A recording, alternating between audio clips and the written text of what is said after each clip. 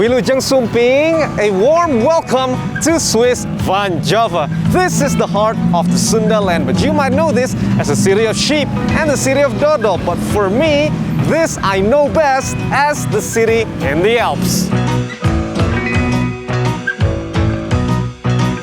Today, we're gonna take you on a trip around West Java's Garut.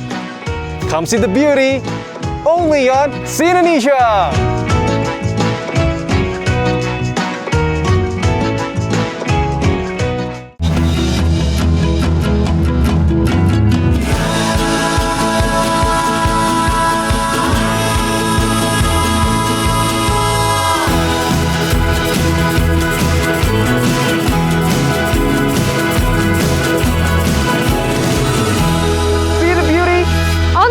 See Indonesia. Boy, do we keep throwing you the Van Javas, but this one is no less special. Garut is located smack in the middle of West Java, surrounded by towering peaks that rise over 2,000 meters. In the 1920s, Charlie Chaplin came by Garut for a holiday, and that struck international fame of the city. He would have walked out of this station, stepped around and said, "Whoo, look at the mountains, it's Swiss Van Java."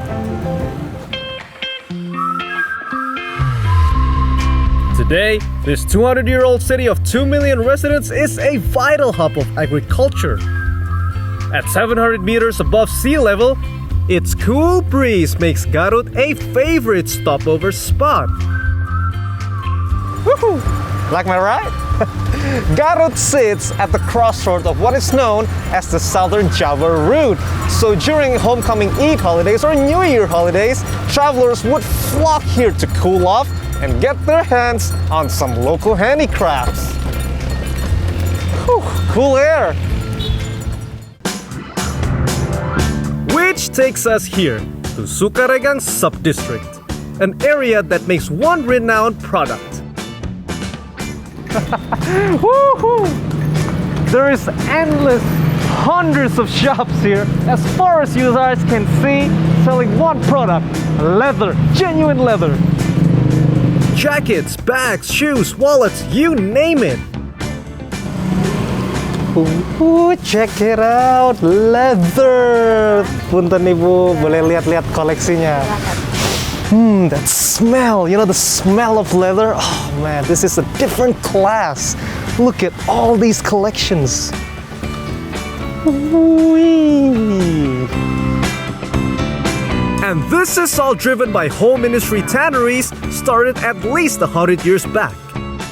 There are more than 300 tanneries at Sukaregang, absorbing some 3,500 people into the workforce. That's 25% of the residents in Kota Wetan district. This puts Sukaregang as one of the largest leather centers in Southeast Asia. It's something about leather that I love so much that shows quality and class. Well, I'll tell you, a lot of work have been put into making jackets like these. Let's check it out. It makes the people feel proud if they use all the things from the genuine leather.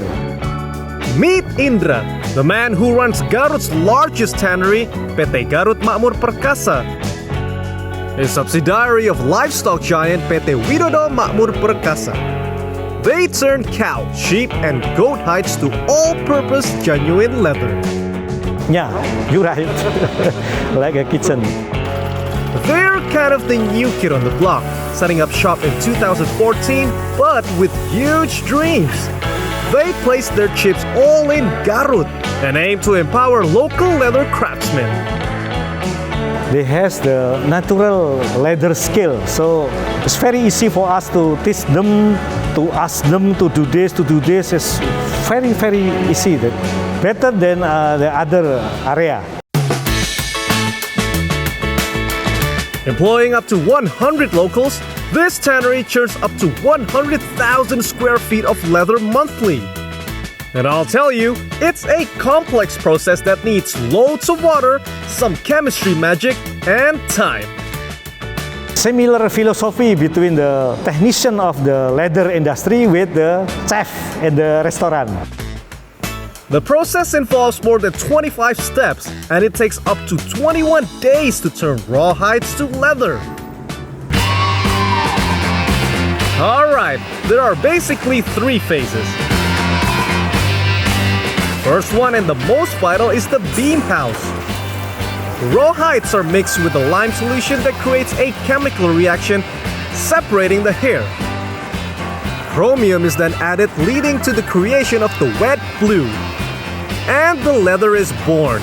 This takes about 5 days. Next is crusting.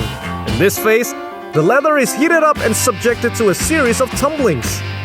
The aim is to set its characteristics, be it hard, soft, or spongy. This takes around 8 days. And the last week is spent on finishing, where the leather is given its final color, trimmings, and texture. Yes, the wrinkles and patterns are also stamped. After some more color coding, voila! The leather is ready to be turned to all kinds of products. There are no shortcuts in leather tanning. And the chemical process, the time is fixed time. So we cannot do this faster or slower. So because it's fixed time. As the man on the helm, Indra plans to boost production 5-fold in 5 years and introduce Garut leather products on the world stage. I believe that someday Garut become like Genoa, Milan, somewhere else, that leather is become the icon of product of the city. I believe this. Amen to that. And looking at what's coming out of Sukaregang, it doesn't seem like we're far off. Ooh. Oh yeah, the sheepskin is so much more comfy. Oh, that feels nice. I'm getting ideas now. And they're a bargain too. Shoes range from 200 to 300,000 rupiah, while jackets can go from 800,000 to 2 million rupiah. Take your pick.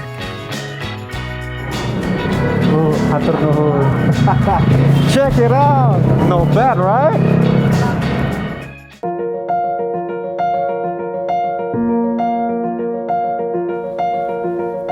Whoa! I'm at a loss of words.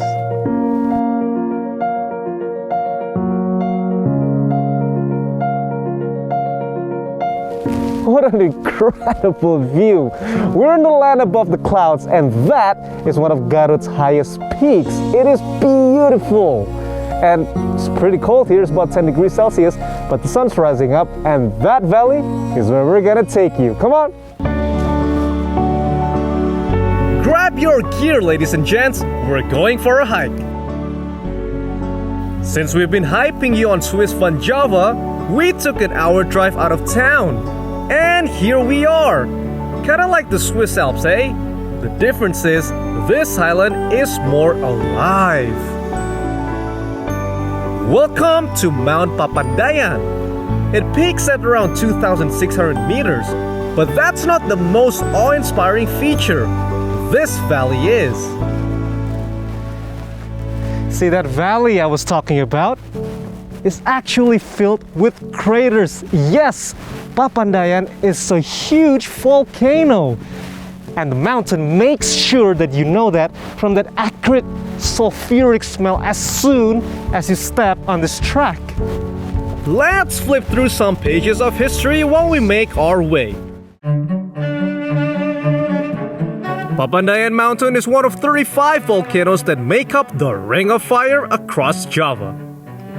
It's still prone to erupting, with the last ones occurring in 1923, 1942, and 2002. But the biggest one was in 1772. Whew, awesome. And it's that huge eruption that caused this caldera. Yes, this is what used to be a massive crater that collapsed, forming this bowl. That's why all the peaks are jagged, but the highest peak is right there, sitting at 2,600 meters. Whew, the fog's coming in. Volcanologists watch every beat of the mountain, and today it's dormant. It's asleep, but it could wake up at any moment. Whew, you hear that? That is steam coming out of the earth. Wow! It carries a strong sulfuric smell. You gotta be careful if you have asthma here. And you have all these vents coming out of these different craters. They have names for each crater. This one is called the Golden Crater. That one is called the Lake Crater. That happened in 2002, caused a lot of havoc in the area. But it made a prominent feature of the mountain. Let's check it out. We're about 30 minutes in, and there is still another hour of hiking to go. One thing the guide reminds us is to stick to the trail. Now this is why you have to stick to the trail.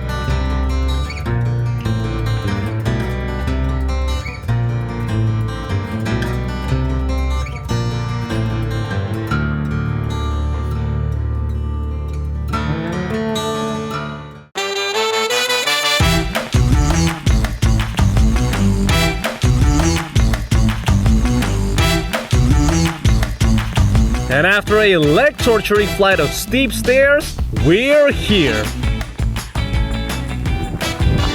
Wow! Welcome to the Dead Forest!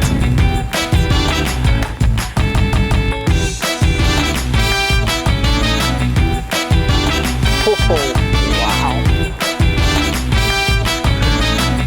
Remember I told you about the eruption in 2002? Well, the ash clouds went this way to the west and it devastated this forested area, making them all dead. That must have been such a scene.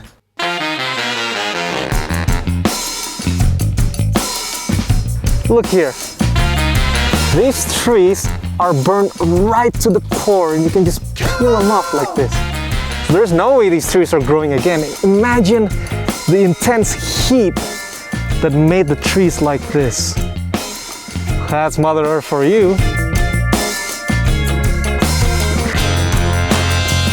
It's been 20 years and life has come back to the area. Vegetation is growing and this has become a prominent feature of Mount Papandayan, especially for landscape spotters like us, who is gifted with a magical fantasy land that is just so picturesque. It is beautiful. The trail goes on, but since the sky started to turn, we did the same.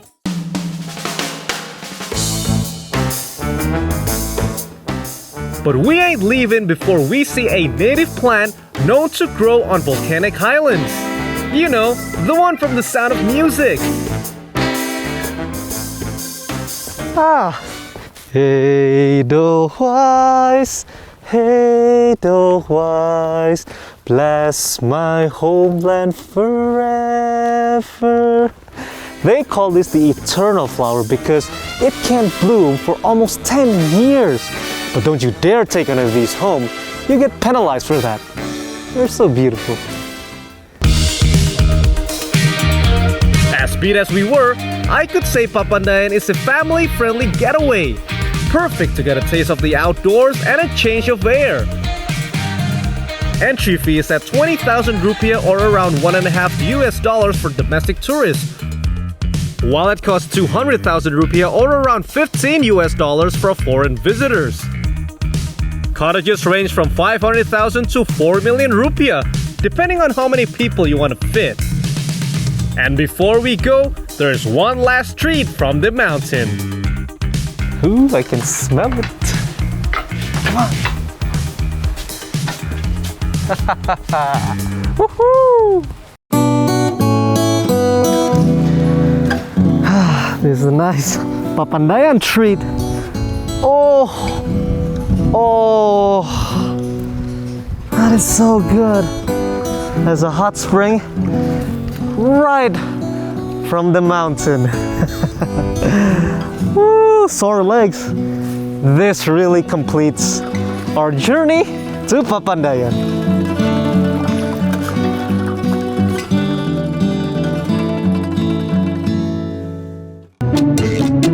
Alright, back to town. Folks back home kept bugging us to bring them some ole-ole or souvenirs. Better make a stop then. Souvenir Central it is, at Autista Road. Haha, time for some Garut delights. Remember I told you about leather? The byproduct is this, fried cow skin. It's called the rakdak. That is very tasty. Savory. Perfect with a meal. I love that. Opak.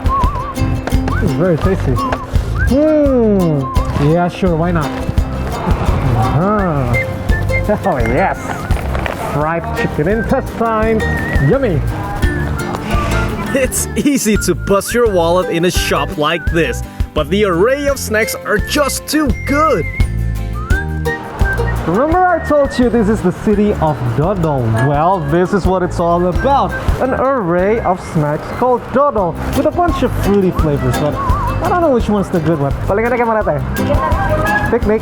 Coba dong. Yang mana? Alright. Coba ya. Let's try it. There it is. Woo! It's hard to open. Here we go. Sweet caramel, very gummy.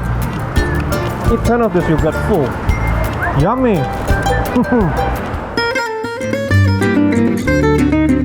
We sure are packed for the road, but a good meal is in order.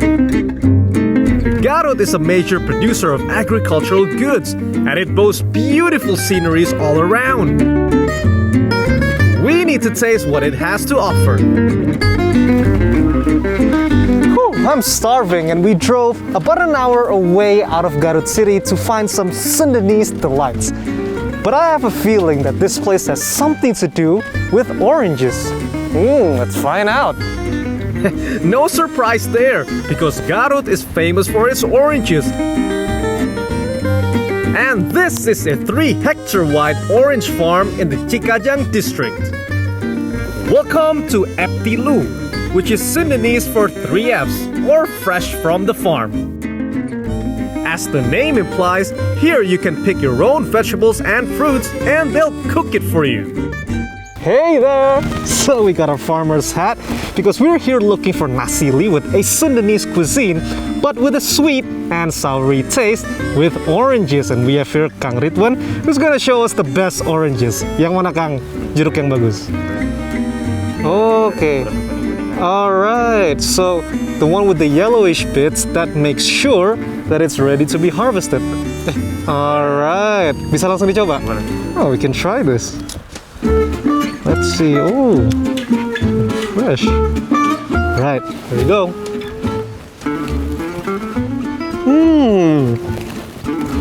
Not the sweetest, but sure is very fresh. Lagi Kang.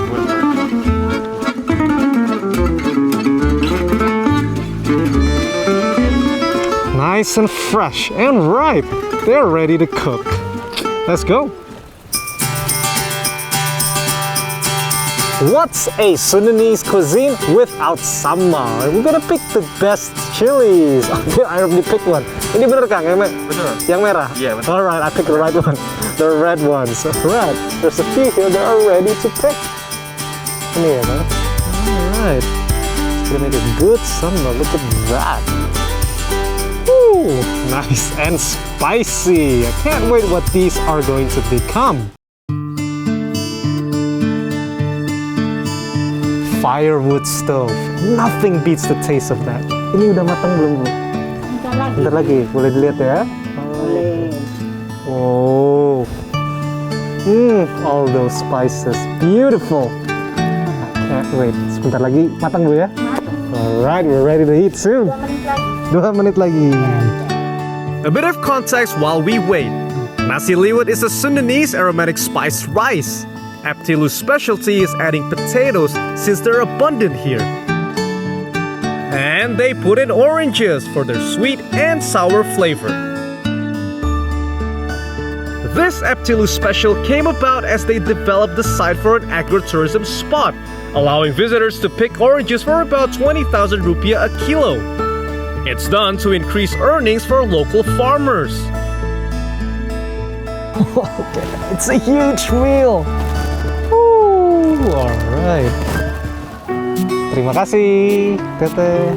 Oh man, we got a full course Sundanese meal. Well, I didn't even think it was gonna be this huge. Look at this, fried chicken, fish, we have vegetables, beef, more fish, chips, the most important one, sambal, and the one we've been waiting for, the nasi liwet. Oh wow, look at that.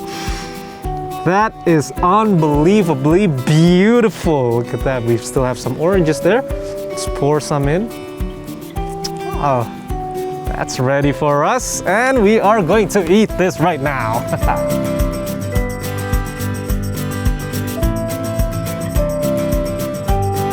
The fresh chilies that we picked became this sambal goang. Okay, now we're ready. Most important thing is use your hands. It's a Sundanese cuisine. Add some chicken right there. Sambal, here we go.